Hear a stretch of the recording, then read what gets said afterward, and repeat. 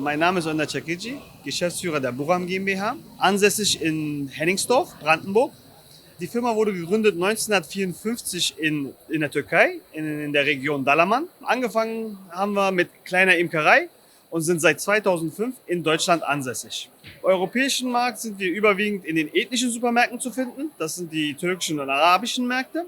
Wir haben unsere eigenen Imker, vertraglich festgelegte Imker, die für uns ihren Honig allein exklusiv für uns herstellen. Dieser Honig, der dort geerntet wird, analysiert vor Ort und wird dann erst verladen, wenn die Analyse okay ist. Und wenn sie hier in Europa ankommt, im Hafen, wird sie nochmal eine Analyseuntersuchung durchgeführt.